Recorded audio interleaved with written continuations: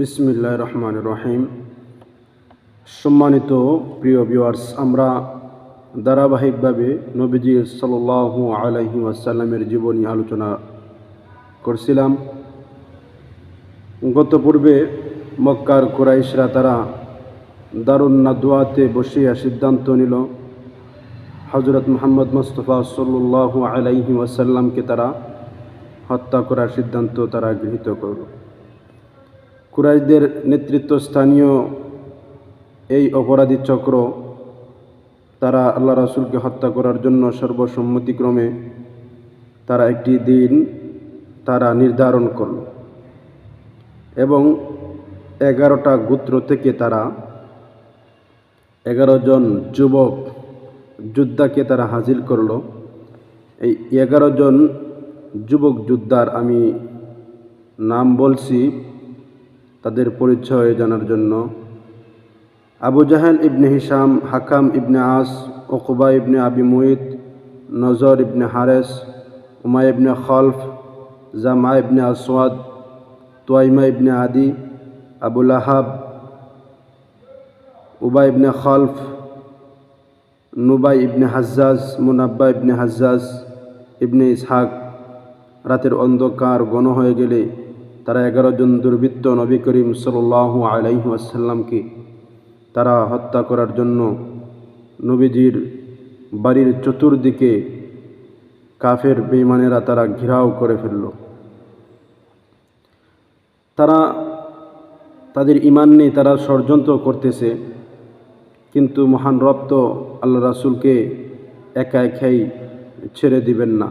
আল্লাহ তাআলা নবীজিকে জানিয়ে দিয়েছিলেন, ওয়াইদ ইয়ামকুরু বিকাল্লাযীনা কাফারু লিয়ুসবিতুকা আও ইয়াকতুলুকা আও ইউখরিজুকা ওয়া ইয়ামকুরুনা ওয়া ইয়ামকুরুল্লাহ ওয়াল্লাহু খায়রুল মাকিরিন। স্মরণ করুন, কাফেররা আপনাকে বিতাড়িত করার জন্য, দেশান্তর করার জন্য এবং আপনাকে হত্যা করার জন্য, আপনাকে বন্দী করে রাখার জন্য তারা ষড়যন্ত্র করেছিল, আর আমি আল্লাহ কৌশল করেছিলাম, আর আমি আল্লাহর কৌশলই সর্বশ্রেষ্ঠ কৌশল। তারা 11 জন সন্ত্রাসী নবীকে হত্যা করার জন্য তারা সিদ্ধান্ত নিয়ে নবীজির বাড়িঘর চতুর্দিকে তারা রেডি হয়ে আছে। আল্লাহ সুবহানাহু তাআলা হযরতে জিবরাইল আলাইহিস সালামকে প্রেরণ করলেন, যাও, আমি নবীকে হিজরতের অনুমতি দিয়ে দিলাম। নবী করিম সাল্লাল্লাহু আলাইহি ওয়াসাল্লামের কাছে হযরতে জিবরাইল আমিন রাতে আসলেন। আসার পরে বললেন, ইয়া রাসূলুল্লাহ, আপনি আর নিজ বিছানায় ঘুমাইবেন না, কারণ আল্লাহ তাআলা আপনাকে হিজরতের অনুমতি দিয়েছেন। মক্কার কুরাইশরা আপনাকে হত্যা করার জন্য তারা আপনার বাড়ি ঘর ঘেরাও করে ফেলেছে। নবীজি চিন্তায় পড়ে গেলেন, যেই কাফের মুশরিক তারা তাদের মহান রব মালিককে চিনে না, আমি তাদের এই মালিককে চিনানোর জন্য, আল্লাহকে চিনানোর জন্য আমি এত কিছু করলাম, তারা আজ আমাকেই আমার জন্মভূমি পিতৃস্থান থেকে তারা আমাদেরকে হটাইবার জন্য তারা আমাকে হত্যা করার চেষ্টা করতেছে। তো নবীজি সাল্লাল্লাহু আলাইহি ওয়াসাল্লাম হযরতে আলীকে ডাক দিলেন, হে আলী, তুমি আমার বিছানায় শয়ন করো, আমার সবুজ হাজরামি চাদর গায়ে দিয়ে তুমি শুয়ে থাকো, মক্কার কুরাইশরা তোমার কোনো ক্ষতি করতে পারবে না। এই বলিয়া নবীজি সাল্লাল্লাহু আলাইহি ওয়াসাল্লাম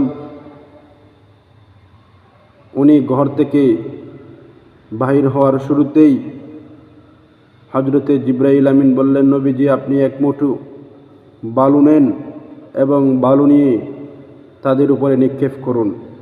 নবীজি সাল্লাল্লাহু আলাইহি ওয়াসাল্লাম এক মুঠো বালু নিলেন এবং সূরা ইয়াসিনের এই আয়াত তেলাওয়াত করলেন, ওয়াজআলনা মিন বাইনি আইদিহিম সাদ্দাও ওয়া মিন খালফিহিম সাদ্দাও ফাগশাইনাহুম ফাহুম লা ইউবসিরুন। এই আয়াত তেলাওয়াত করে এক মুষ্টি বালুর মধ্যে ফুঁক দিয়ে নবীজি সাল্লাল্লাহু আলাইহি ওয়াসাল্লাম কাফেরদের উপরে ছিটকে মারলেন। মারার পরে সমস্ত কাফের মুশরিকরা কিছু সময়ের জন্য তারা চোখে দেখা বন্ধ করে দিল। নবীজি সাল্লাল্লাহু আলাইহি সাল্লাম কাফেরদের ভিড় ঠেলে তাদের ফাঁস কাটিয়ে আল্লাহ রাসূল চলে গেলেন আবু বকর সিদ্দিক পরম বন্ধু আবু বকর সিদ্দিকের কাছে যাওয়ার পরে দরজায় শুধু একবার করাঘাত করলেন। করাঘাত করার সঙ্গে সঙ্গে ওনার দরজা খুলে গেল। আল্লাহ রাসূল জিজ্ঞাসা করলেন, হে আবু বকর, তুমি কি রাতে ঘুমাও নাই? তখন আবু বকর সিদ্দিক বলতেছে, আল্লাহ রাসূল, যখন থেকেই আপনি আমাকে বলেছিলেন হিজরত কোনো সময় হতে পারে, এরপর থেকে আল্লাহ রাসূল আর আমার চোখে ঘুম আসে না। কখন জানি আপনি আমার রুমে আসেন, আমার দরজায় ডাক দেন, আর ডাক দেওয়ার সঙ্গে সঙ্গে যদি আমি আপনার দরজা না খুলতে পারি তাহলে আল্লাহর কাছে আমি কি জবাব দেব?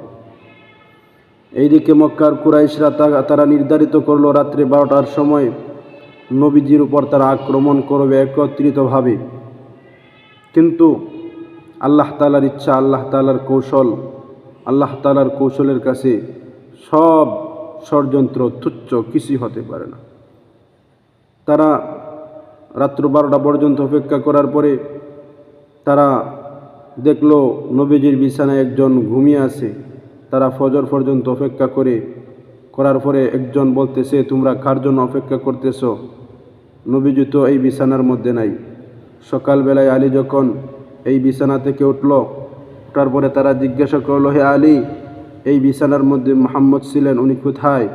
তখন হযরতে আলী রাদিয়াল্লাহু তাআলা আনহু বলেন, আল্লাহ রাসূল কোথায় আমি তো জানি না।